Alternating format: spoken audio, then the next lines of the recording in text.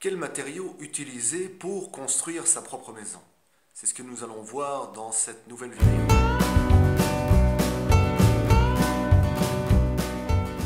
Bonjour, je suis Thierry Walraff de la chaîne Architecte Bâtisseur et cofondateur du blog du même nom. Je suis formateur au GDA Sidi Amar et donc aujourd'hui nous sommes dans la bibliothèque du GDA Sidi Amar. Vous voyez, une belle bibliothèque écologique qui traite de beaucoup de sujets parce que le GDA n'est pas centré uniquement sur l'éco-construction mais sur bien d'autres thèmes. Et aujourd'hui je veux vous parler un peu de la récupération et des matériaux que l'on peut trouver aux alentours de chez soi.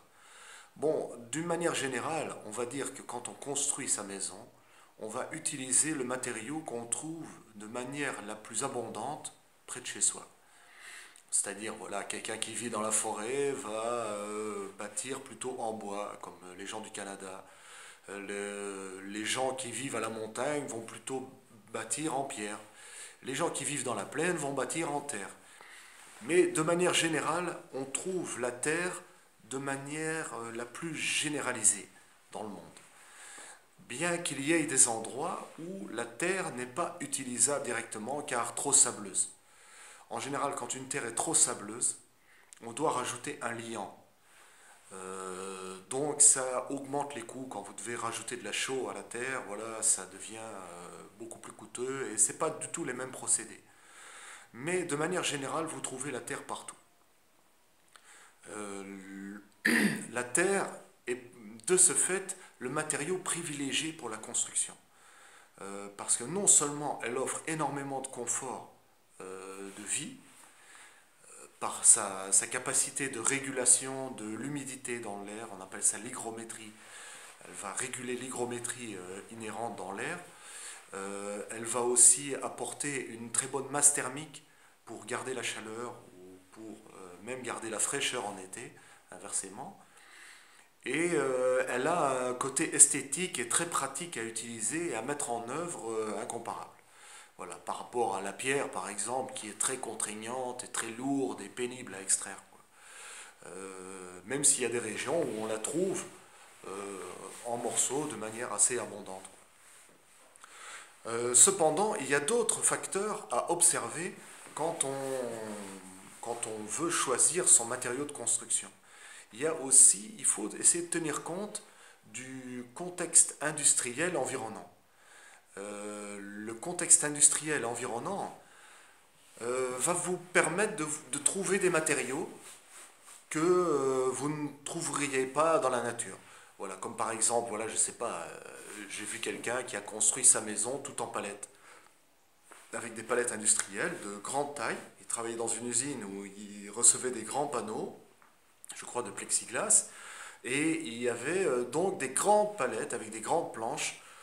Il a commencé à les récupérer, à les démonter petit à petit, et au fur et à mesure, il a pu faire sa maison. De cette manière, voilà. Il y a des gens aussi qui construisent avec les pneus. Les pneus servent de coffrage perdu et ont un effet isolant et résistant aux intempéries, voilà, très intéressant. Les pneus peuvent très bien être utilisés pour faire des murs porteurs massifs en les remplissant de terre. Donc on empile les pneus, on remplit de terre et on a un coffrage perdu comme ça et on a une très bonne masse thermique et une isolation en même temps. Il y a d'autres matériaux aussi, je vois les déchets par exemple d'ateliers de taille de pierre ou de marbrerie qui, quand ils sont implantés en ville, doivent dégager leurs déchets de manière régulière et n'ont pas assez de place pour stocker. Parfois ils ont de très beaux déchets mais ils doivent les jeter parce qu'ils n'ont pas la place de stocker.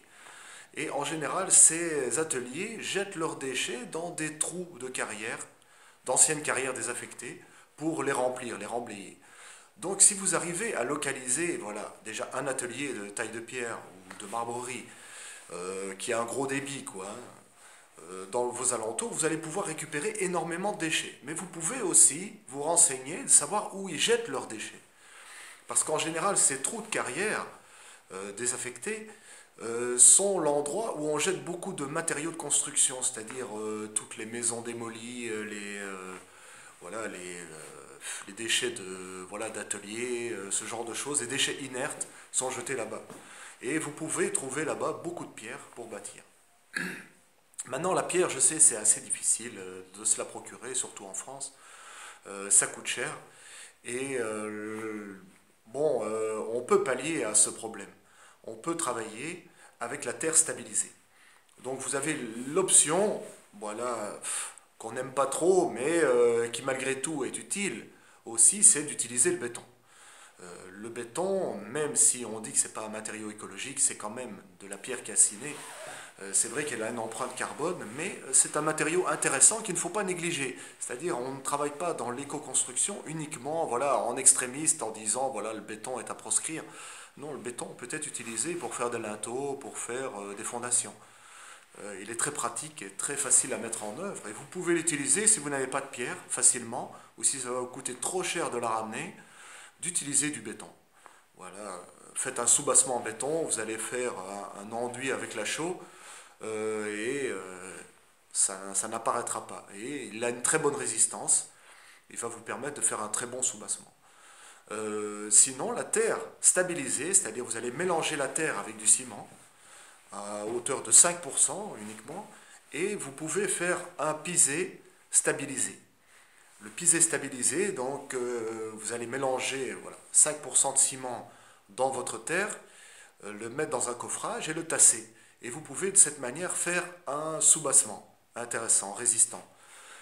Bien qu'il faut faire une étanchéité en surface pour ne pas que la capillarité fasse remonter l'humidité dans tout le mur. Bon, c'est une solution de secours. Je sais qu'en Inde, Satprem Mahini a fait des fondations aussi en terre stabilisée.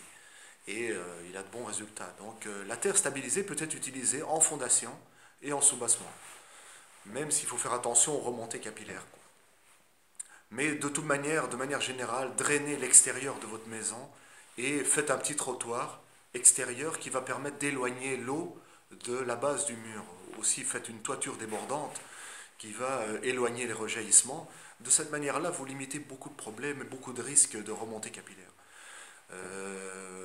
Voilà, c'est ce que je peux vous dire sur ces quelques petites idées. Ne sous-estimez pas les déchets disponibles par l'industrie dans les alentours de votre maison. Renseignez-vous sur ce qu'il y a de disponible et vous trouverez beaucoup de ressources gratuites près de chez vous. Et c'est très intéressant de l'utiliser plutôt que de le trouver jeté à la déchetterie. Voilà, donc c'était une petite vidéo courte voilà, sur les matériaux. On aura encore l'occasion d'en reparler et bien sûr, n'oubliez pas de vous abonner à la chaîne pour rester toujours connecté sur nos dernières informations sur l'autoconstruction. Activez la petite cloche de notification pour être toujours au courant des dernières nouveautés. Et n'oubliez pas de télécharger votre plan pour faire votre presse à BTC.